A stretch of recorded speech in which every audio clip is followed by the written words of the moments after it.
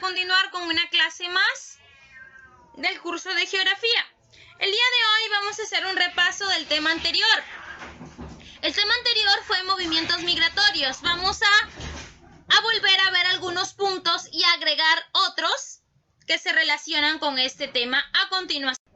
Nosotros ya hemos hablado de que los movimientos migratorios se producen cuando hay una migración. ¿Y cuándo pasa esto? Cuando un grupo social, ya sea humano o animal en algunos casos, decide realizar un traslado de su lugar de origen a otro, donde va a considerar una mejor calidad de vida. Muchas personas deciden dejar su lugar de procedencia que estuvieron durante muchos años y deciden irse, abandonarlo para trasladarse a un nuevo lugar, a un nuevo sistema, que este nuevo lugar implica una nueva vida, un nuevo cambio, un nuevo entorno social, político y económico diferente al que tenían anteriormente. Y muchas veces deciden irse por algunos motivos que pueden ser trabajo, educación, economía, mejores posibilidades, mejor subsistencia, mejor calidad de vida para ellos y para su familia.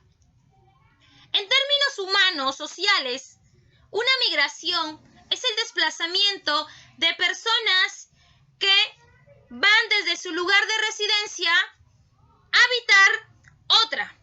En algunos casos se mudan de país por periodo determinado. Las migraciones son los movimientos de la población que implican un cambio de destino, de la residencia habitual desde su lugar de origen a otro. ¿Ven? Ahí podemos observar. Vamos a hablar aquí la diferencia entre emigración e inmigración. ¿Qué será? Cuando hablamos de emigración, salida de la población de un territorio a otro, lo que estábamos mencionando hace un momento. Salen para buscar mejores cosas, mejores oportunidades. Dejan su lugar de origen por un cambio total. En algunos casos puede ser permanente, en otros puede ser estacionario por un par de meses, 6 meses. Ya depende de las personas que van a ese nuevo lugar. Cuando hablamos de una inmigración, llegada de la población procedente de otro, entonces estamos hablando ahí de las personas que llegan del lugar de origen. Saldo migratorio es el balance entre la inmigración y la emigración en un lugar determinado. Si esto es bueno, positivo, la población aumenta. Y si en el caso fuera lo contrario, ¿qué va a suceder? La población va a disminuir. Encontramos 3 componentes que ya le hemos hablado: emigrante, inmigrante y retornado. Estos movimientos migratorios, ya hemos dicho que hay una clasificación según su espacio, carácter y tiempo. Ya lo hemos hablado anteriormente. Cuando hablamos según su espacio, encontramos interiores o nacionales, exteriores o internacionales. Según su carácter, voluntarios o forzosos y forzosos. Según el tiempo, estacionales, temporales y en algunos casos definitivos. Todo esto tiene unas causas, el por qué se produce todo esto, que pueden ser económicas, políticas, religiosas, culturales, de educación, entre otras. Movimientos según su espacio.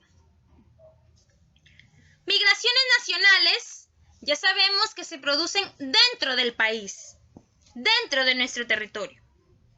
¿Qué quiere decir? Las más destacadas son las que se dan del campo a la ciudad. Entonces estamos hablando ahí de las poblaciones, de las personas que quizás viven en zonas alejadas y no cuentan con esos medios de subsistencia, no cuentan con esas posibilidades para seguir, para darles un futuro a su familia, deciden venir a las ciudades. Y cuando hablamos de ciudades, estamos hablando de las ciudades industrializadas, las ciudades avanzadas, que sí tenemos esas condiciones para subsistir, que sí tenemos al alcance algún medio material, tenemos actividades económicas, tenemos mejor educación, posibilidades de más trabajo para las personas que deciden dejar su lugar de origen por una mejoría. Migraciones internacionales. También encontramos dos tipos, ya lo hemos hablado, de países menos desarrollados a país desarrollado. Y esto lo hacen por mejorar sus salarios, por mejorar sus ingresos. Y entre países desarrollados, principalmente encontramos aquí a las personas calificadas, de repente personas que tienen un perfil para lo que es empleo, según su carácter, voluntarias y forzadas. Cuando hablamos de voluntarias, hablamos de búsqueda de mejores condiciones de vida, laboral, cultural, salud, educación. Y forzadas, motivos políticos y religiosos. Según el tiempo, pueden ser temporales, si se vuelve lugar de origen, o definitiva si se permanece de manera estable en ese lugar. Algunas migraciones son temporales, son estacionales. ¿Qué quiere decir esto? Que pueden realizarse porque quizás se está produciendo alguna campaña o hay un trabajo de recolección de alguna fruta, de algunos productos, y entonces deciden migrar por un tiempo estacional, quiere decir por unas semanas, por 3 meses, 6 meses. Aquí encontramos la clasificación de los movimientos migratorios, lo que hemos mencionado anteriormente, forzosos, nacionales, temporal y las causas. También aquí encontramos nuevamente la clasificación de estos movimientos migratorios y podemos observar cada uno de ellos y qué es lo que produce. Causas. ¿Qué causas encontramos aquí? Naturales y humanas. Cuando hablamos de las causas naturales, encontramos todos los fenómenos, los accidentes. Hablamos de los sismos, las sequías, las inundaciones, huaicos, erupciones volcánicas, que se manifiestan en algunas zonas. Por eso deciden dejar ese lugar y venir a otra ciudad donde cuenten con estas medidas de subsistencia y no estén en riesgo a afectar a ellos y a sus familias respectivas. Causas humanas. Estamos hablando de las guerras, del terrorismo, de las invasiones. Entonces todo eso también provoca dejar el lugar de origen. Y las consecuencias. ¿Cuál es el resultado de todo esto? Consecuencias de la inmigración. Proporciona mano de obra. ¿Y qué genera esto? Una reducción, una disminución del salario. Se produce el mestizaje racial. Consecuencias de la emigración. Disminuye la densidad poblacional. Disminuye la mano de obra. La tasa de natalidad tiende a disminuir. Observamos aquí en el mapa las migraciones actuales. Como puedes ver, observas cuáles son los lugares de donde las personas o los habitantes deciden irse, deciden migrar por unas mejores posibilidades. También aquí en el mapa observamos cuál es el porcentaje de los habitantes por departamento. Por ejemplo, si hablamos, el 12% de los habitantes de Ica no son naturales de Ica. ¿Ven? Observamos ahí, no son naturales. Proceden de otro departamento. Estamos hablando de Ayacucho. El 39% de los habitantes de Lima. Aquí, por ejemplo, en Lima proceden de diferentes regiones. Estamos hablando de Cajamarca, de Junín, de Piura, de Ica, Arequipa, Lambayeque. ¿Ven? De varios departamentos tenemos ese porcentaje en Lima. El 23% de habitantes de Pucallpa proceden de Loreto. ¿Ven? Entonces podemos observar ahí que la mayoría de las personas salen de su lugar de origen y buscan nuevas posibilidades, buscan un nuevo estilo de vida. Y hemos dicho que en ese estilo de vida, en esa nueva vida que van a adquirir, tienen que adaptarse al nuevo espacio, a la nueva política, a la nueva economía. Lenguas. También ya hemos hablado que en cada una de las distintas manifestaciones que el lenguaje adopta en las diferentes comunidades humanas da origen al idioma. Encontramos una clasificación de área geográfica, gran volumen y secundaria. Cuando hablamos de área geográfica, son aquellas habladas en distintas regiones de la Tierra, por ejemplo, inglés, francés, castellano, entre otras. Las lenguas de gran volumen, habladas por gran número de personas, sin importar el territorio, chino, japonés, etc. Y las lenguas secundarias, habladas por diversos grupos humanos en todo el mundo. Ejemplo, en Europa, alemán, holandés, sueco, entre otros. América, quechua, aymara, etc. Lenguas originarias en el Perú, y hemos dicho que son todas aquellas lenguas que se usaban con anterioridad a la difusión del idioma español y que aún se preservan y se emplean en todo nuestro territorio. ¿Cuántas lenguas existen? Existen 48 lenguas nativas. Ya hemos hablado que 44 de ellas son amazónicas y 4 son andinas. Aquí observamos en este mapa lingüístico del Perú las lenguas y qué cantidad o qué lugares. Cuando hablamos de este tema de migraciones, de nuestro territorio, de nuestro Perú, también lo relacionamos con lo que es geografía política. ¿Qué quiere decir? Nosotros observamos ahí el mapa del Perú, ¿verdad? Con nuestros departamentos. Cuando hablamos de la geografía política, es una rama de la geografía humana. ¿Qué quiere decir esto?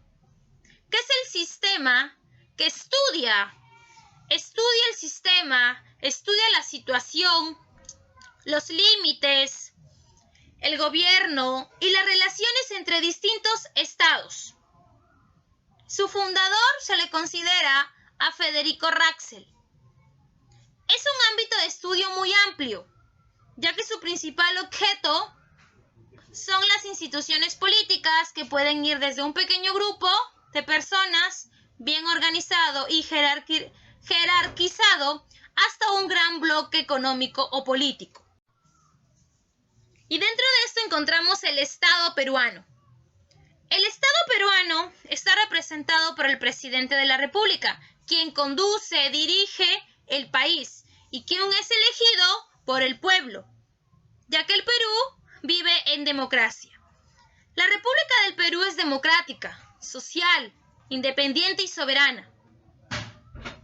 El Estado es uno e indivisible. La estructura del Estado está definida en la Constitución Política del Perú, que fue aprobada y promulgada desde el 1 de enero de 1994. El Perú tiene una organización jurídica y todos estos componentes forman esta Constitución. Encontramos lo que es territorio, nación, Estado, gobierno y población. Cuando hablamos de territorio, comprende el suelo, el subsuelo, el mar territorial y el espacio aéreo. Enmarcado en el espacio histórico y geográficamente, le pertenece al Perú, ubicándonos en la parte central y occidental ¿de quién? De América del Sur, perteneciendo al hemisferio occidental y al hemisferio sur, según corresponde. Cuando hablamos de este territorio peruano, encontramos unos puntos extremos y una localización, una ubicación. ¿A qué puntos extremos nos estamos refiriendo? Estamos hablando de los puntos más septentrional, más meridional, más oriental y más occidental. El punto más septentrional es la confluencia de los ríos Güepi y Putumayo, frontera con Colombia, departamento de Loreto. El punto más meridional El hito número 1 de la Concordia o Pascana del Hueso, departamento de Tacna. El punto más oriental lo encontramos en la confluencia de los ríos Jeat y Madre de Dios. Frontera con Bolivia, departamento de Madre de Dios. Y el punto más occidental, Punta Balcones, lo localizamos en el departamento de Piura. Cuando hablamos de población, está conformada por el conjunto de todos los habitantes, ya sean por nacimiento o nacionalización, que viven en nuestro territorio peruano. Es decir, todas las personas que nosotros encontramos habitando en nuestro territorio. Cuando hablamos de esta organización jurídica, que están todos estos elementos, es el conjunto de leyes, normas que regulan la vida ciudadana existente para ello y cuenta con una serie de organismos y autoridades que actúan frente a los estados del mundo, que actúan para mejorar una soberanía y autonomía. Todo esto forma la Constitución.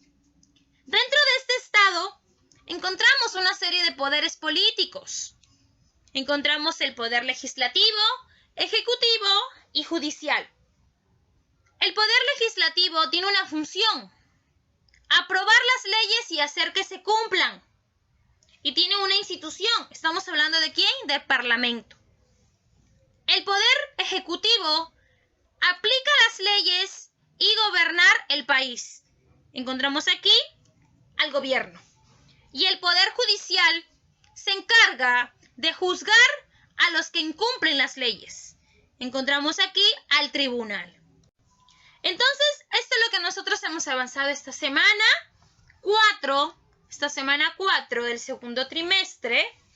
Y hemos hecho un pequeño repaso y agregar unos puntos más que se relacionan con este tema.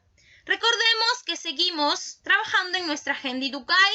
Recordemos que tenemos un horario de atención en el cual podemos aclarar alguna duda que tienen sobre las tareas enviadas o sobre las clases que se están realizando. Muy bien, me despido. Que tengan bonito día. Gracias por su atención. Hasta luego.